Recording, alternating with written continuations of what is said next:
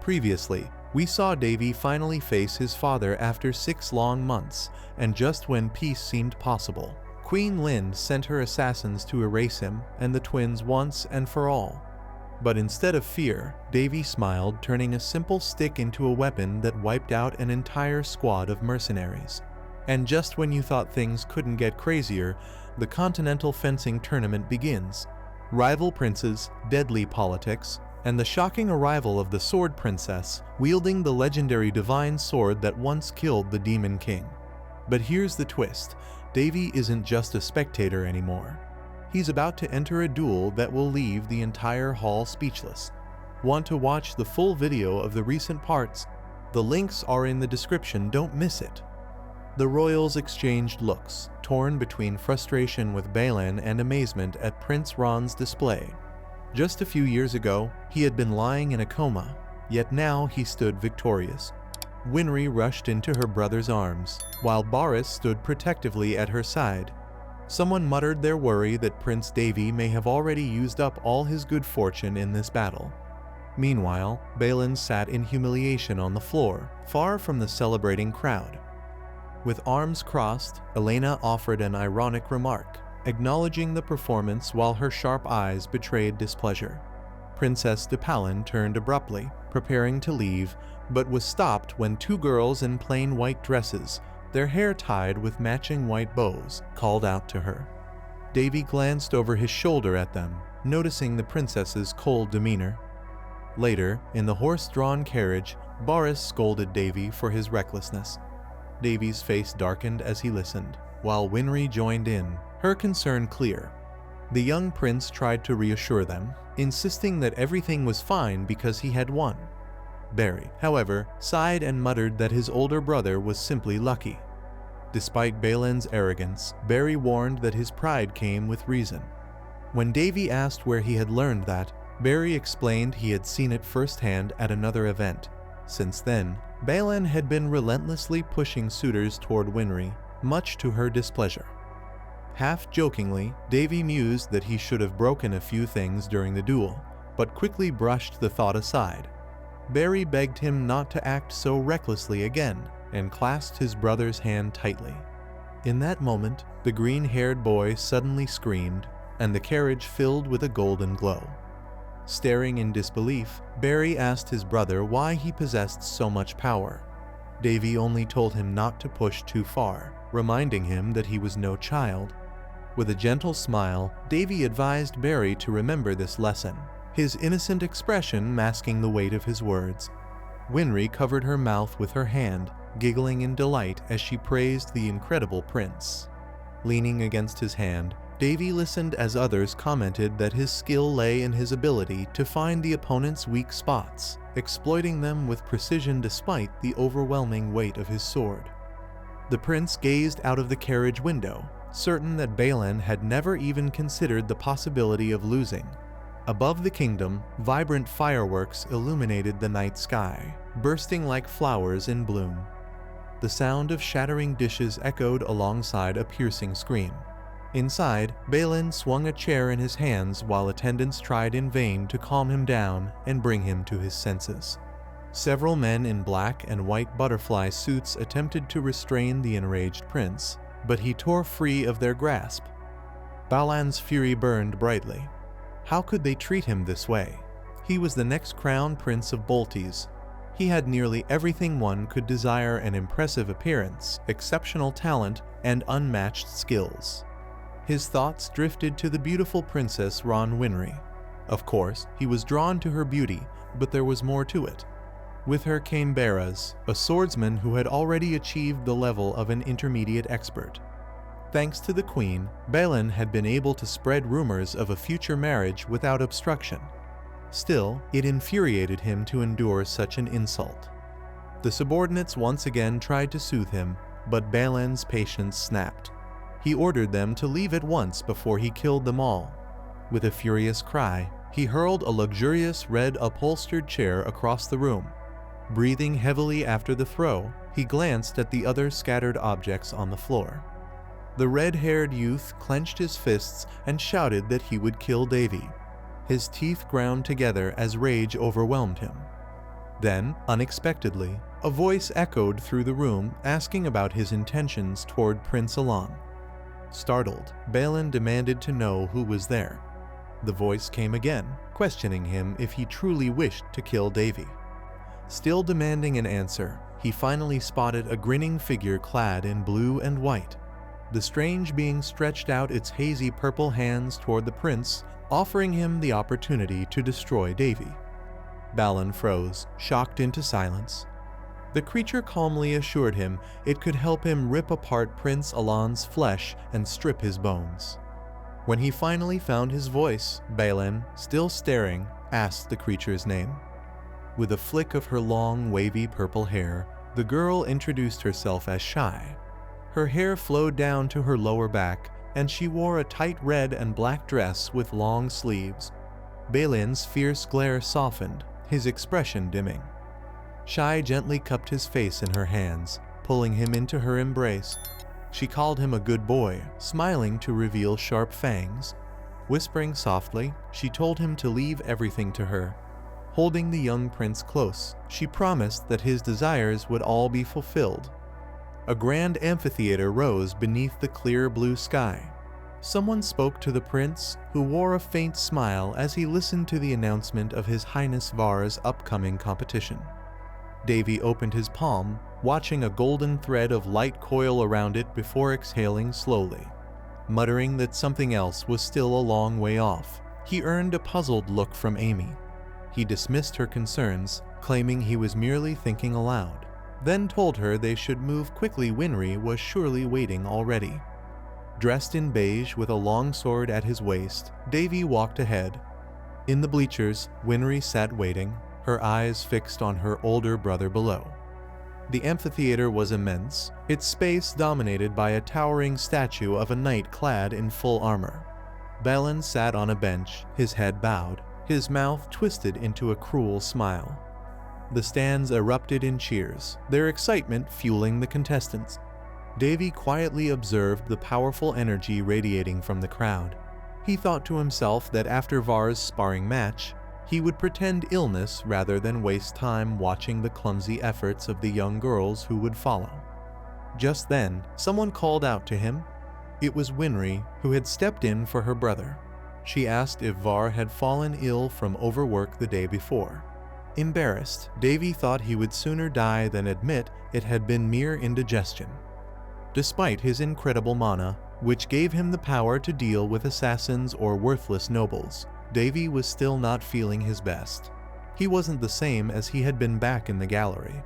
For a brief moment, he even considered using holy power to ease his stomach pain. Winry called out again, pointing to Var, who stood smiling and waving proudly at the audience. Delighted, she clapped at the beginning of the competition. Davy, watching his younger brother's popularity, couldn't help but wonder who Var's opponent would be. This man was only beginning to reveal himself to the audience. When Davy saw Var's opponent's name, he froze, thinking the competition's arrangement was utterly foolish. Soon, Balin stepped forward to face Var's. The judge reminded both fighters that fatal blows and channeling energy into their weapons were strictly forbidden. The crowd erupted in disapproval, directing their scorn at Balin. Davy noticed the displeasure of the audience, while Winry grew increasingly anxious about her younger brother's safety.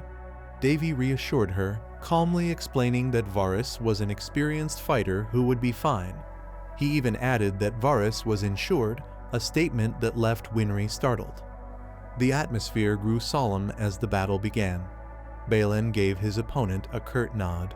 Varus furrowed his brow, gripping his sword tightly. The judge raised his hand, then dropped it abruptly, signaling the start of the match. Both fighters advanced with determination. Davy quickly assessed Balin's style, believing he had switched to freestyle wrestling after yesterday's event. As for Varus, Davy suspected that his brother was infusing destructive sword techniques into his strikes, giving him a strong chance of victory provided he kept his temper in check. A single swing of Varus's heavy blade made it clear to Davy that Balin lacked the strength to withstand such power. Still, when Varus launched his attack, Prince Balin surprised everyone by deflecting it. Varus's tense expression stood in sharp contrast to Balan's smug smirk. The crowd grew more invested, realizing the two fighters were evenly matched. For a moment, Davy considered whether Balan could have truly grown so much stronger in just 24 hours, but he quickly dismissed the thought. Varus remained focused, his build perfectly suited for the weight of his massive sword. Balan, smiling manically, continued fending off each strike. Yet Davy could already see the red-haired boy's stamina dwindling. He wouldn't last long. Stroking his chin, Davy analyzed the duel carefully, sensing that something about the situation wasn't adding up. Winry marveled at her brother's speed, saying she had never seen him move so fast before. Davy, too, couldn't hide his admiration. Pride swelled within him as he thought back to their childhood little Varus with a wooden sword in hand, promising he would one day become a knight. Back then, he and Winry often argued about who would protect Davy, but now, 6 years later, Davy could see how far his brother had come. Still, there was something unsettling about Balan. It seemed impossible that he could have improved so drastically in such a short time. Davy also couldn't shake a strange sense of déjà vu. As the fight wore on, Davy rose from his seat, watching intently. Varus stood firmly, smiling as he acknowledged Balan's surprising resilience against his heavy sword. He even admitted to himself that Balan was a worthy opponent and one he could not underestimate, despite the man's odd movements. But Varus knew it was time to finish the fight. He prepared for his decisive strike, wondering whether Balan could parry it.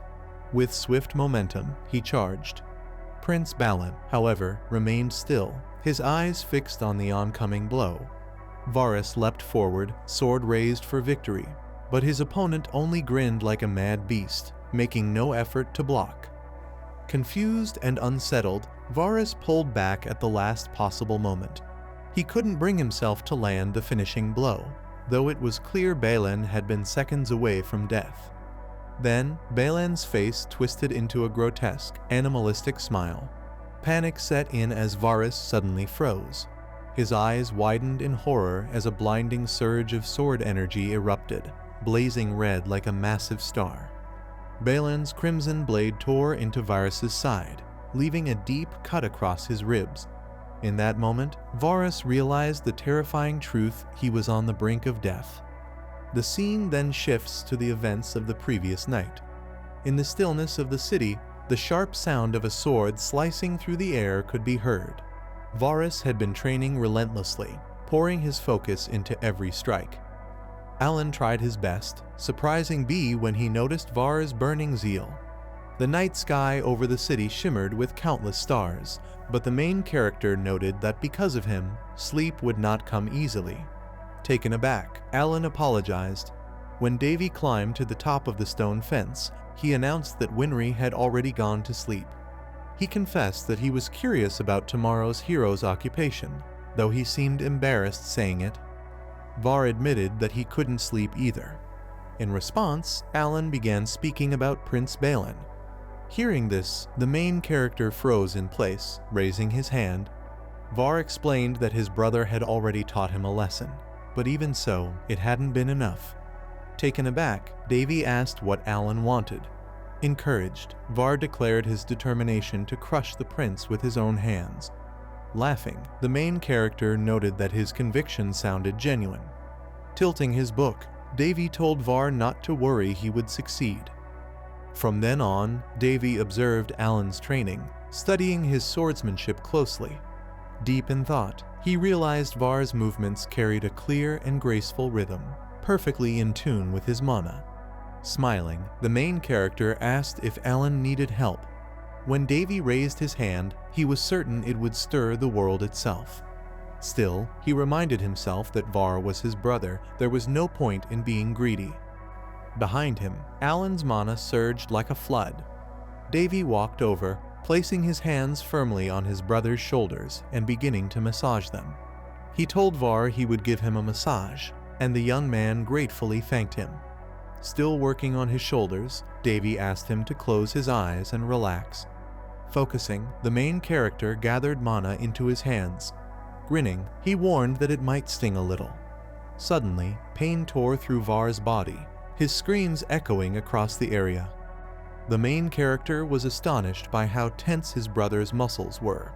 Davy grinned, telling him not to work so hard at night when he should be dreaming. He figured it was Alan's lack of rest that caused this strain. Pressing a finger against Var's neck, Davy reflected that by stimulating another's mana and causing it to fluctuate, one could forcibly infuse them with energy. Continuing with the transfer, Davy thought it sounded simple, but in truth, this procedure was from another dimension, one that defied the natural laws of this world. He pictured the image of an elephant pressing down on a person as he worked, recalling rumors of legendary massages from far-off places. Inspired, Davy poured in more mana with care. Startled, Var couldn't comprehend what was happening as a brilliant stream of energy enveloped Davy's hands. Alan's eyes widened in shock. Then once again his cries of pain split the night. At last, the transfer ended. Exhausted, Davy pressed a hand to his forehead, struggling to catch his breath. Var collapsed, drained yet filled with new strength. The main character silently rejoiced his brother was now brimming with power. Davy doubted Var would need it tomorrow, but that wasn't the point. A new thought struck him. He slapped Alan on the back, warning that if he slept outside, he'd catch a cold. Looking at his worn-out brother, Davy reasoned that a safety net wouldn't hurt. Crossing his arms, he froze in place as Var complained bitterly, asking if there hadn't been a gentler way. He muttered that if Winry had been in his place, the main character would have carried her on his back. Davy cut him off, saying he looked fine. Clapping his hands, he ordered Var to bed, warning that if he didn't sleep, they would repeat the procedure again. Startled, Var quickly made for his bed. A glowing green magic seal appeared across his back. Smiling at the result, Davy was pleased, already looking forward to tomorrow. Confused, Var glanced back at the seal just as his magic barrier failed to withstand the prince's sword. The moment the blade touched the seal, it was repelled violently, flying out of Balin's hand. Stunned, Balin froze on the spot as the stands erupted in cheers. Watching from the crowd, Winry stared in disbelief, struggling to grasp what had just happened before her eyes turned instinctively toward her brother. Winry noticed that the prince's sword had turned scarlet, and then bars suddenly collapsed. Shocked, she couldn't understand what had happened to her brother. After a moment of confusion, she assumed it must have been some kind of energy barrier. From the vast stands, the cheers of the crowd thundered as they watched the fight unfold. Winry, still stunned, couldn't believe what she had just witnessed. The very idea of such a barrier being possible at the highest level of expertise seemed impossible to her. Turning to Davy, she urged him to examine what Bars had done. When she turned her head again, however, she noticed the chair beside her was empty. At that moment, blood spurted from the mouth of the wounded Alran, and the judges rushed to his side, immediately declaring the sparring match over. One of them announced that he considered it a defeat. Enraged, a stranger shouted that Balin had violated the rules of the sacred contest by using the power of his sword in an attempt to kill his opponent. He declared that the prince's actions were equivalent to declaring war on another nation. Raising his hand, the stranger proclaimed that Bashian was disqualified, and as the representative of the host country, he formally lodged a protest against the Baal's kingdom. A nervous subordinate tried to calm him down, suggesting that there must be some misunderstanding. Meanwhile, a startled butler urged the prince to say something. Instead, Balin suddenly seized his subordinate by the throat. As the butler dangled helplessly, attempting to use a powerful magic technique, Balin swiftly beheaded him. His lifeless body collapsed, leaving a massive pool of blood spreading across the floor. The audience gasped in horror at the sight of Prince Balin killing his own man. The prince looked down at his blood-stained hand without emotion, until a twisted grin spread across his face. His shadow loomed like that of a monstrous being.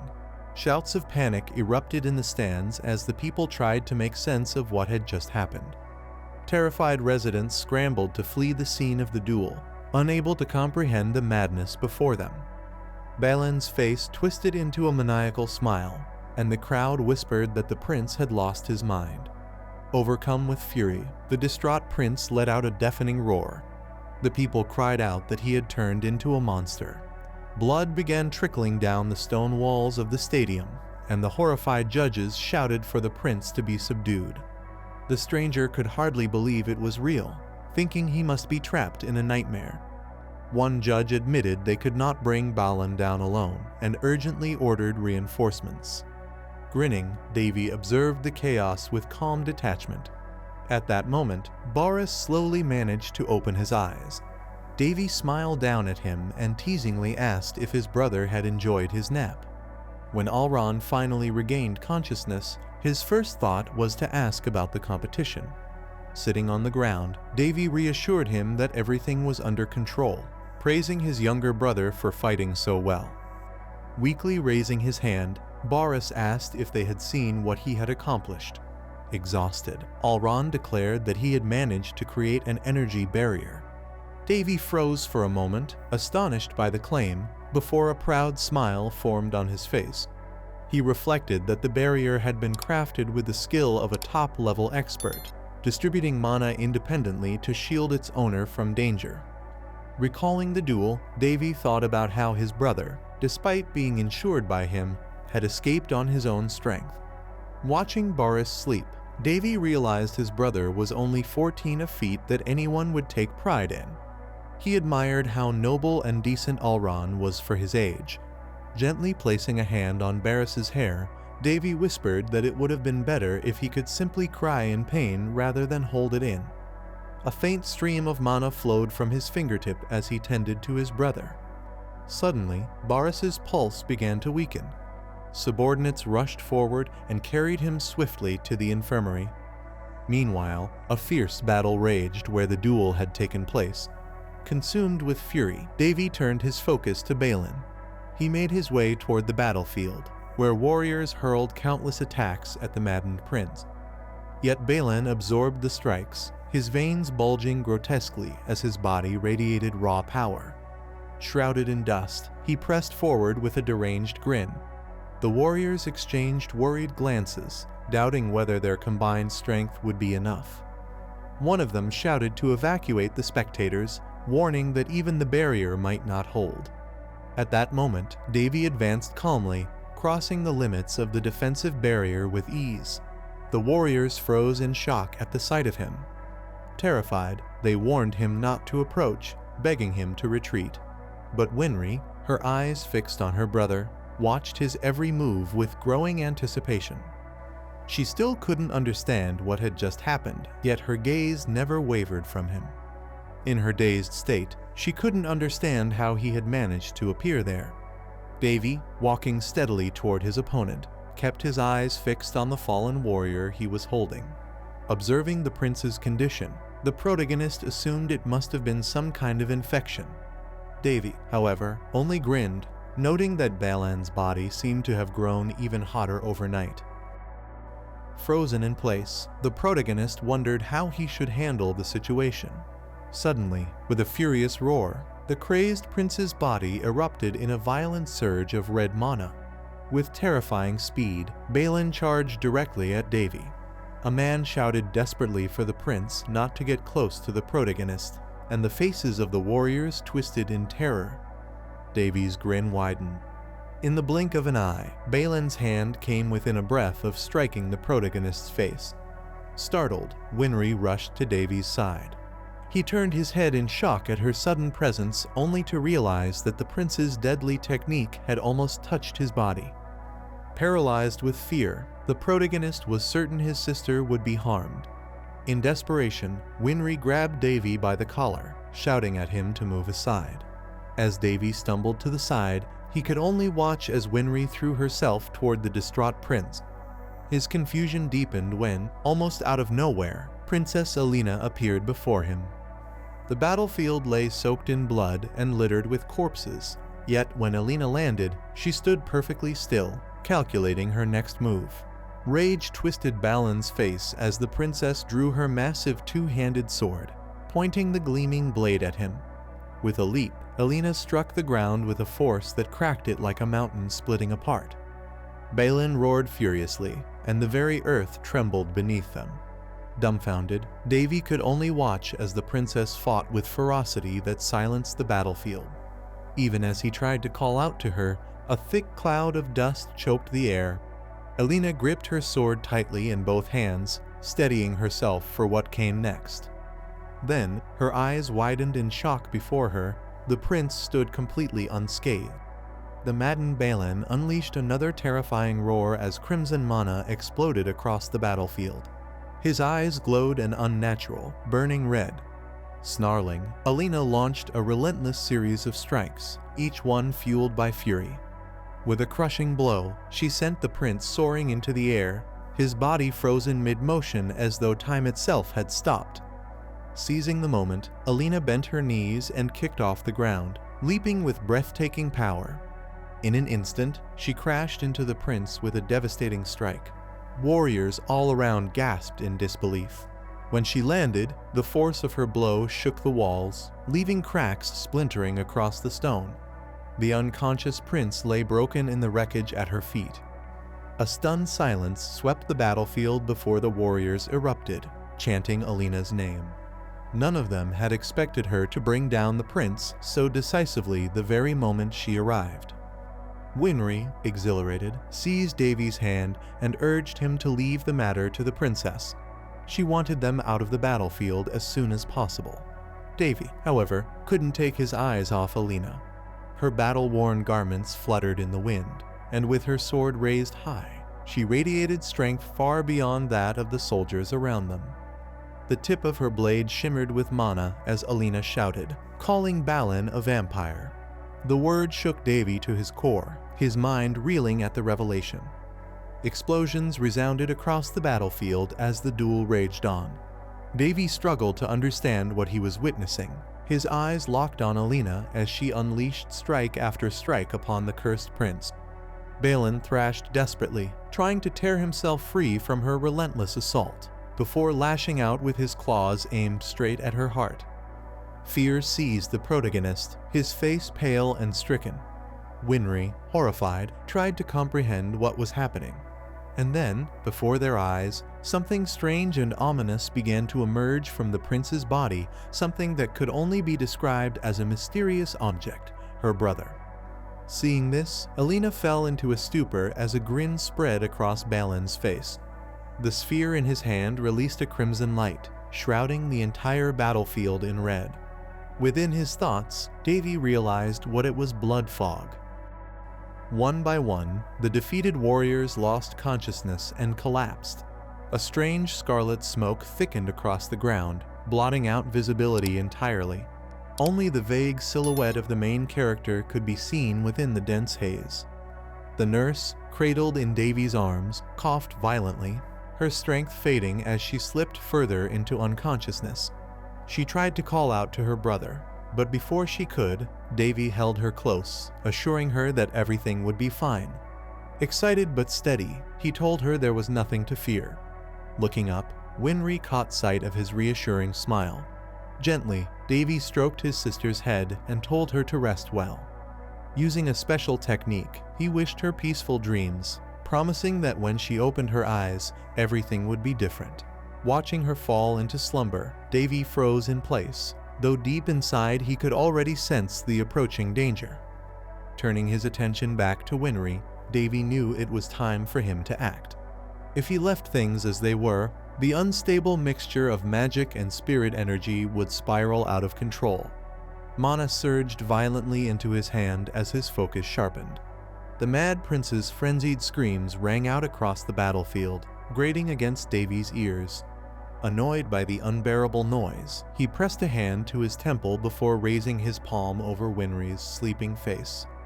He reflected that once a person reached a certain level of mastery, they could attune themselves to mana in unique ways, shaping their own distinctive abilities. In his mind, he envisioned the flow of mana, reminding himself of the three forces he possessed.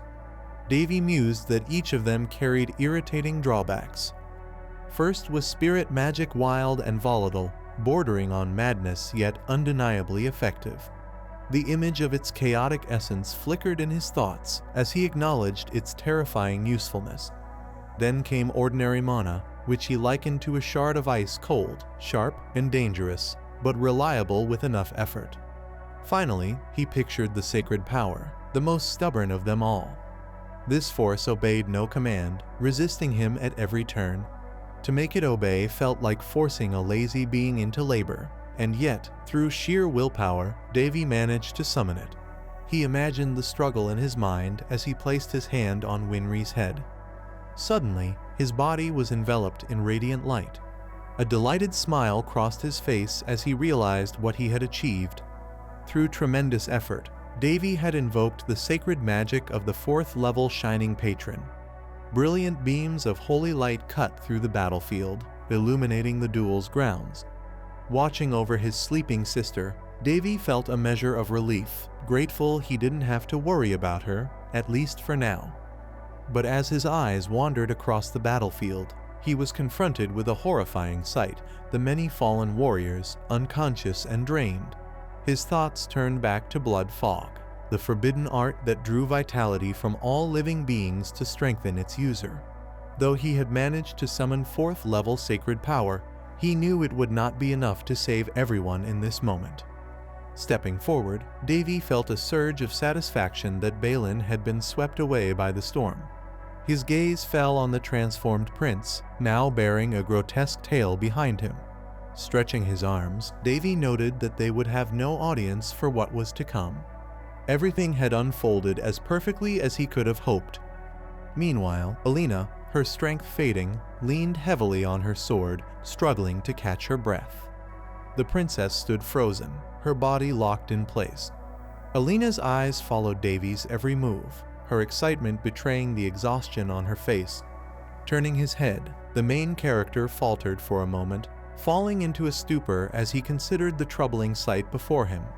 Watching the princess barely manage to stay upright, Davy realized that no one trapped inside the blood folds could possibly endure without losing consciousness. Beads of sweat rolled down Alina's face, her body trembling from fatigue. Inwardly, the main character admitted that it was no coincidence she was the rightful wielder of the divine sword.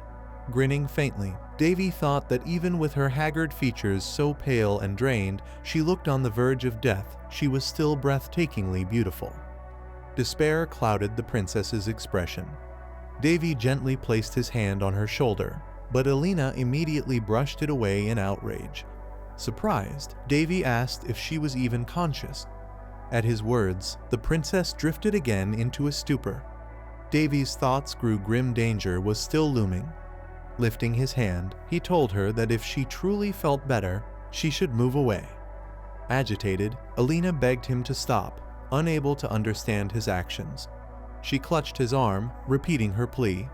Confused, Davy hesitated as Alina demanded to know why he remained unaffected when she herself was on the brink of collapse. For a moment, he froze, startled by her suspicion. The two of them stood side by side, motionless, trapped in a tense silence. Davy considered the irony he, a prince only recently awoken from a coma, was moving with unnatural calm in such dire circumstances. With a faint smile, he admitted that he had no answer, silently resolving to avoid her pressing question. Alina's anger grew, yet Davy reminded her that despite everything, he had always stood by her side. He asked only that she not despise him so much. The princess extended her hand across his path, ordering him to step back. Her eyes burned with conviction as she acknowledged that Davy could not win alone. Embarrassed, he hesitated, but her serious expression told him she was resolute. She declared that luck alone would no longer suffice, just as their sparring had proven the day before. Her voice sharpened with fury as she revealed the truth. Their enemies were nobles of the night, beings of immense strength. Images of an ancient tome and a chalice filled with blood surfaced in her mind. She told Davy of the blood demons described in those scriptures, and then asked if he had ever heard of vampires. Startled, the main character realized he could no longer cling to the hope of chance. Tightening her grip on the divine sword, the princess stated coldly that since Davy lacked even a drop of mana, The crazed prince would rip him apart instantly. She commanded him to run while he still could. Fixing her gaze on the frenzied Balasian, she expected Davy to obey. Instead, he replied that he would attempt to stop the prince himself. Shaken, Alina stared at him in disbelief. Yet in that moment, Davy saw how much confidence she inspired simply by standing at his side. Compared to yesterday, her emotions now blazed with intensity, as though she were facing a mortal enemy. Rage twisted her features as she lifted her sword high. A single drop of water splashed into a puddle on the castle floor. Beyond the palace windows, the sky burned crimson. The princess in her white dress stood still, haunted by memory. In her mind, she relived that moment, a woman sinking her fangs into a young girl's neck. The girl's wide eyes filled with shock, unable to believe the attacker was her own mother. Blood trailed down her lips as she clutched a toy, trembling in horror, until it slipped from her hands into the growing pool of red. Enraged, Alina remembered how that nightmare had never once left her mind. Raising her sword, she faced the maddened prince. Staring into the eyes of the roaring vampire, she vowed to tear his flesh down to the very root. Her determination burned. She would not stop fighting, even if it cost her life. With another terrifying roar, the Balasian charged, and Alina's gaze blazed with unyielding malice. But before she could strike, a strange magical projectile pierced her neck. From the battlefield, a desperate cry rang out. Inwardly, Davy whispered an apology as Alina collapsed to the floor. The princess couldn't understand what it was that made the creature grin. Davy, however, only remarked that he had no idea why she was so fascinated with vampires. After that, he calmly asked her not to interfere with his work, guiding her attention back toward the main character, Alina. Alina, filled with courage, wondered what exactly she was witnessing. Davy admitted that he didn't know, then asked the princess to simply watch him. With that, he thrust his fist forward. The protagonist prepared himself for the incoming strike, while the distraught prince rushed toward him with reckless abandon. Davy, wearing a grin, recalled that this was all too familiar. In his thoughts, he remembered how his rigorous training in Hyria, where he fought against thousands, should be more than enough for this moment. The enraged vampire raised his fist high above his head, but Davy stood firm, radiating confidence, certain that no one in the world knew vampires better than he did. As Davy studied the distraught prince, he realized the man was no longer normal. He was infected, his strength enhanced by blood follies.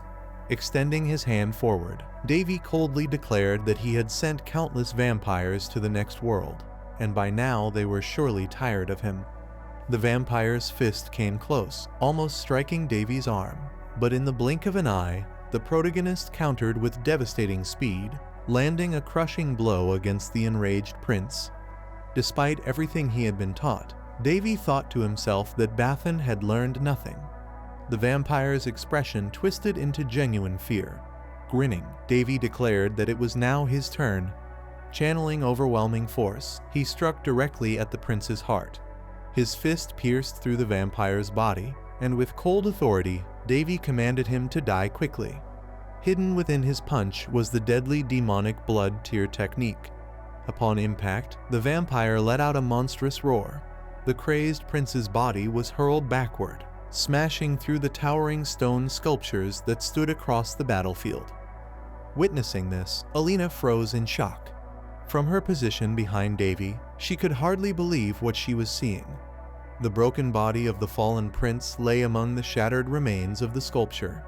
Her face was filled with disbelief as she watched Davy's immense power unfold before her eyes. Still grinning, Davy remarked that he now felt refreshed. A powerful gust of wind blew past, whipping through the princess's hair as she sat on the ground. Around her, many warriors lay unconscious, and she couldn't begin to understand how this was possible. Lifting her gaze toward the ruined sculpture, Alina's amazement grew. The monster, one that neither magicians, knights, nor even her own two-handed sword could stop, had been defeated by a man who, shockingly, possessed no mana. Collecting her thoughts, the princess reminded herself that this was the same unfortunate prince who had only recently awakened from a long coma. Her eyes fell once more on Davy, his face marked with an easy smile. When Davy extended his hand to her, Alina cried out in surprise, overwhelmed. Davy, puzzled by her reaction, tilted his head. Dumbfounded, the princess stared at his hand, her face flushed with embarrassment, before she reluctantly reached out. Yet the moment her hand met his, it froze in place. Looking at her, Davy casually asked if he could borrow her sword. Startled, Alina admitted in embarrassment that her sword had been broken during a recent duel. Her hand, she added awkwardly, was no different from that broken blade. Placing his hand gently at her neck, Davy realized that she was not the one he sought. Still smiling, he explained that he needed the weapon, and when he finally gripped it in his fist, he asked the princess how she was feeling.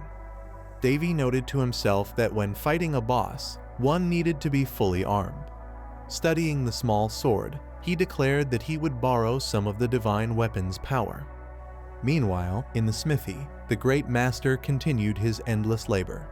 Davy reflected aloud that the blacksmith, who once forged the sword that saved the world, had created countless weapons over his lifetime. Surrounded by Arabian-like treasures and precious stones, Davy mused that even the simplest materials could become magnificent weapons in the blacksmith's hands. He explained that, blessed by the spirits, the master could melt a sword with mana itself. This ability was so revered that his blades were still passed down across the continent, treasured through generations. Across history, countless powerful weapons had been born, but Davy's focus narrowed to 12 legendary swords, each preserved in different nations as priceless treasures. Among them was one masterpiece, Sira's, a blade renowned for its unimaginable power. In the ancient language of the spirits, its name meant Snow White Defender. Grinning, Davy hoisted the massive sword onto his shoulder. He reflected that although C's swords were all extraordinary magic weapons, Sira's was considered unique even among them. With solemn respect, he added that this sword had been forged by C at the cost of his very life, created as a final gift for his closest friend. The sword god's hairs had an ego embedded in it. Looking at Alan's weapon, the protagonist thought of a sword that had its own will and could release power on its own. In his thoughts, Davy noted that it sounded unbelievable, but he knew the truth. Grinning, the protagonist was sure that he knew its identity very well. Alert, Davy began to think about the same person. Enraged, the sword asked who he was to grab him so brazenly. Removing his hand to the side, the main character remarked that the sword was very fond of shouting loudly and often. Remaining silent, he thought this wasn't the first time he had heard the sword wail. Taken aback, Davy said he wasn't deaf. The angry sword tried to say something while staring at the sacred tool.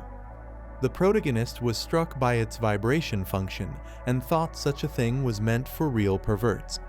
Davy held out his hand and offered to cooperate. Startled, Elena held out her hand as well, then grew outraged and tried to take Davy's sword away. Holding hands with the princess, the main character said that otherwise, at this rate, the soul of the sword would die first. Holding the exhausted princess down, Davy realized that even though she remained conscious only because of the divine sword's power, she was still forcing herself to move. The main character couldn't help but acknowledge her fortitude. As Davy carefully lowered himself, he noticed the princess was insanely talented, but this wasn't her opponent. The protagonist believed it was also important to evaluate one's own capabilities. The enraged sword stated that Davy might dare to carry out obscene thoughts. Grinning, the protagonist replied that he hadn't even considered it. At that moment, Alina's sword shrouded the battlefield in sacred light, ready for battle. Davy gripped the sword in his hand as a strong explosion shook the vicinity of the stadium. The tip of the blade became shrouded in powerful mana. After the sword's transformation, the main character raised it above his head. Resting his hand on the weapon, Davy noted that it was indeed good. The sacred weapon grew furious. The enraged sword declared that until now, the main character couldn't even wake a contract employee, so how had Davy managed to awaken his power? Tilting the sword to the floor, the protagonist asked him not to make noise. Rushing forward, Davy simply asked if he could borrow it. Raising his weapon, he promised he would take care of the rest. Hearing this, the sword fell into a stupor. Bright sparks erupted from Davy's power across the field. With lightning-fast speed, the main character combined his strength with the divine sword. A massive bolt of lightning appeared above the battlefield as Davy unleashed the lightning of the initial two-handed sword. Pointing the weapon to the side, the main character froze in anticipation. Resting the sacred weapon on his shoulder, Davy asked how long his opponent would keep hiding. Peering through a small magic gap, the protagonist asked if he intended to come out. Powerful roars echoed from the depths of the rift. Grinning, Davy assumed it was a vampire. Raising his head, the main character did not expect it to be a high-ranking one. A silhouette began to form out of the mysterious darkness. After the transformation completed, a woman appeared before him. Looking at the floating vampire, Davy assumed they already knew each other. Calling her the maid, the vampire believed someone had been supporting Davy when he destroyed her charges. She had not expected that all of it was his own doing. Davy grinned, noting he was doing a great job, then asked her to come down quickly. Drawing attention to the vampire, the main character said that because of her, his neck was already stiff. The enraged maid thought it was impertinence.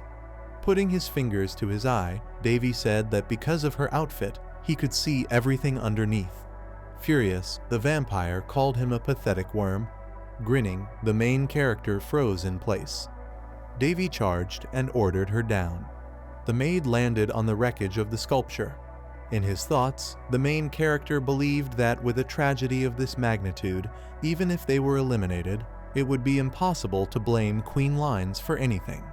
As Davy watched the maid, he was certain that relations with the Boltese country would be shaken. The main character believed that Boltese already had a bad reputation and would never risk going to war with Ron. Placing the sword on the floor, Davy assumed the vampire had come to him because she was absolutely certain he would not get out alive. Putting his hand to his face, the main character thought she understood this well, then asked himself what he should do next. Davy declared that they were closing the shop. The furious maid couldn't understand what nonsense he was talking about. A technique began to form in her hand. She prepared to attack, pointing the weapon she had formed directly at him. Her weapon glowed with a powerful red aura. With a lightning strike, the maid destroyed part of the sculpture behind Davy. As she carried out her attack, the main character mocked her relentlessly. When Davy saw the fallen sculpture, he realized she was already furious. Suddenly, the battlefield was shrouded in a mysterious glow. Countless magic projectiles rained down. The main character froze, while Davy leapt from the stone hill, falling rapidly only to notice that the projectiles were aimed straight at his face. Clinging to the rocky slope, he dodged them skillfully, then carefully climbed down. In his hand gleamed a powerful holy sword. After enduring multiple attacks, the air filled with dust. Davy stopped, gazing into the distance. The maid, enraged, said she had expected something different, then sneered that he was still nothing but a pathetic man. Grinning, Davy asked if she served that man herself. The furious maid warned him to stay silent, then raised her weapon toward him again. Imagining a tree surrounded by countless pillars, the main character thought about the strength of vampires. It wasn't even fair. Davy explained that vampires were descended from the strongest creatures of their kind, which was already insane in his view. He noted that the most outstanding ones undergo the inheritance ceremony and become true kin. Holding up a finger, Davy added that without the elves, their natural enemies, killing vampires would be far more difficult. Looking forward, the main character asked if they were interested in how he defeated them. Davy explained he simply hung them up until they broke. The image of a man pressing a finger to his cheek in thought came to mind. He believed that no matter the enemy, throwing them off balance with anger would make their actions predictable. Lying on the ground, he reflected that this was especially true for vampires. Their pride ran in their blood, so the nobler they were, the easier it was to make them lose control, even against a green youth. The man beside him muttered that this tactic was low, but Davy didn't care. A royal flush was a royal flush. These words came from the sword god, whom Davy considered a gentleman but also a complete scoundrel. He turned his attention briefly to Alina sitting nearby, thinking that Polonharz was highly revered in the Empire. Davy wondered how people would react to his true identity. A powerful magic projectile came flying at him again. Davy parried the vampire's attacks in every possible way, then pushed off the ground, rising into the air. With the sacred sword, he formed 2 magic projectiles and hurled them at the maid. A strange glow appeared in front of her. Davy froze in shock. Resting the sword on his shoulder, he realized it was a blood barrier. The holy sword revealed she was a count-level vampire. As he observed her more closely, he noted that she was an Eyes and still very young. The holy sword believed that if she was a pure blood and related to someone noble, then she might qualify for the lineage. Lifting his head, Davy said that in that case, he had better end it now. The holy sword asked if he could really do it. Grinning, the main character asked if the sword had just admitted it wasn't after all. At that moment, Davy leapt away from the incoming projectile with lightning speed. The maid warned that if he relaxed even for a moment, he would be finished. Paying attention to the princess, the main character understood that the same fate might soon overtake her. "If you want to die so badly," the enraged vampire declared, preparing to strike, "then just accept your fate." Her powerful attack raised a heavy cloud of dust across the battlefield. With lightning speed, Davy dodged her blow and, grinning, rushed toward the stone platform where the maid stood. The vampire remarked that such a move was reckless. At that moment, the main character climbed onto her magic weapon as she began swinging her blade. Towering over the maid, Davy was struck by the elegance of her swordsmanship. "You've only seen this lady once and you're already judging by appearances? What is it?" she asked with a grin. Davy calmly replied that this was the true art of the sword god himself. The glare of sacred light shrouded his face as he recalled his old training days. He reported that he had practiced light sword swings dozens of times. Now, gripping the sacred sword, the protagonist prepared to unleash a magic technique. After cutting through the mysterious crystal, Davy noticed how strange it was. At that moment, he invoked the super heavy sword technique, followed by a strike powerful enough to split a mountain. The vampire's face twisted in horror as she was struck down, swiftly falling from the blow. The duel's battleground was reduced to ruins. A massive explosion rocked the hall, leaving the main character impressed with the devastating force of his attack. As debris scattered around him, Davy concluded that he was fully armed. The divine sword laughed, claiming that Davy didn't even understand what he was saying. The ego-wielding blade declared this was his hour of glory. Davy only grinned, calling the weapon restless. Taking the sword in hand, he ran forward, noting it hadn't materialized in over 1,000 years. The sword was baffled at how a stranger could control its powers so easily. It added that it felt as though Davy had known it for a very long time. The main character interrupted, urging it to do what they had agreed. With a grin, Davy asked if the sword would believe him or even be angry if he said he was the apprentice of its first master. The sword concluded that the vampire had fled. Slinging the blade over his shoulder, Davy admitted they were in no position to pursue her. Nearby, a red crystal pulsed with blood energy. Tilting his head, Davy studied it intently. The sword muttered that just looking at blood follies made it feel sick. It explained that while the core had been damaged in the explosion and couldn't spread further, the bloodstone wouldn't stop until everyone gathered was dead. The sword added that though the crystal was weakened, purification magic above level 6 was required, and even then, most people with extended life force would die or worse, become infected. The sword urged him to look outside the stadium, where unrest was beginning to spread. Calling Davy both a lucky man and a true swordsman, it made him break into a grateful smile. The sword then pointed out that his level was far too high to be affected by blood folly. Smirking, Davy agreed that he was absolutely right. Carrying the divine blade through the ruins, Devi muttered about Oros' weapon, realizing that his strength had not come from accumulating levels like ordinary people. The main character possessed the knowledge and skills of a master due to the abnormal fusion of three forces flowing through his body. The sword was astonished, calling him a real monster and noting his unrealistic mana. The protagonist looked at the blade with disdain, still questioning the divine sword. The divine sword admitted this was the first time it had seen three kinds of power coexist within one body. Smiling, the protagonist declared that the sword before him was nothing more than a malicious destroyer of common sense. When the sword called this mixing of forces insane, Devi calmly corrected him, saying it was simply the result of several hundred years of research, and asked not to be judged. A loud rumble shook the air as the sword dropped into the stone. Devi decided to end the chaos. Placing his hand on the hilt, he admitted he wasn't strong enough yet, surprising the blade once again. But with confidence, Devi declared he would finish everything once and for all. Standing among the ruins, his gaze lingered on the bloodstone glowing scarlet above the ground. Remembering the vampire's victims, Devi noted that he had no intention of sacrificing himself for strangers, but if it would help him recover, he was ready to build a foundation with his stiffened strength.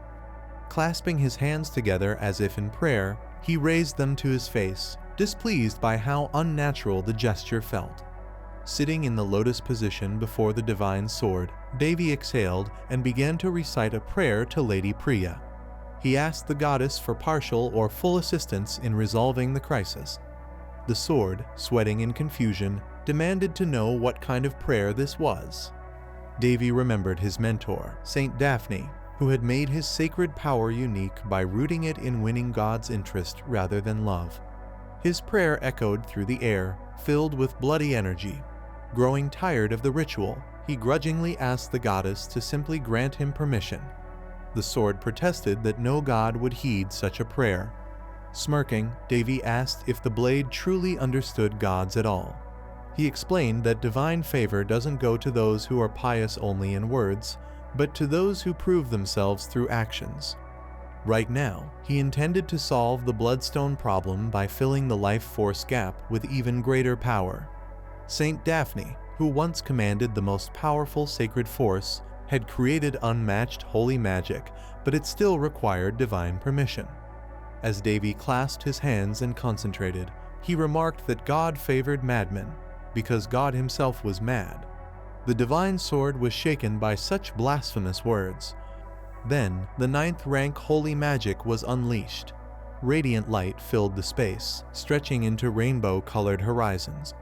The sword trembled in fear, calling him insane. As Devi continued to pray, translucent angelic wings appeared above the ruined arena, unleashing destruction upon the blood fiends. Crimson streams of gore splattered in the blinding light, as a violent energy vortex rose around him. The bloodstone, encircled by the holy wings, shone like a star. The divine radiance spread through the city, rainbow beams illuminating every street. A massive flash of light engulfed everything, leaving nothing visible beyond its glow. From the brilliance, a semi-transparent feather descended, landing in Devi's hand. Wings of light now stretched from his back, radiating divine energy. Then, as suddenly as they appeared, the wings vanished, leaving behind only the feather and a lingering glow. Devi's hooded, crimson eyes remained locked on the fading remnants of sacred power. The boy's face was turned toward the lightsaber, while the ruins behind him were covered in bloodstone, blackened from damage. Dark ash from the shattered crystal swirled upward, and the shining remnants of power rose into the sky. Devi hopped from one foot to the other, complaining that the shockwave was burning his back badly. He turned to the divine sword, asking if it was still alive, but there was no response. Growing nervous, he muttered that the sword wasn't special if it died so easily. Staring at the silent blade with a malicious smile, Devi let out a light chuckle. Suddenly, he collapsed face first into the ground, whispering that he would also go. A dark burn mark seared across his clothes, and in his startled eyes, a blue glow reflected. a luminous figure appeared in the air, projected onto a blue canvas, the shining form of Lady Priya. When he realized the goddess was drifting too far away, a woman surrounded by blue butterflies asked him with a grin if he had forgotten.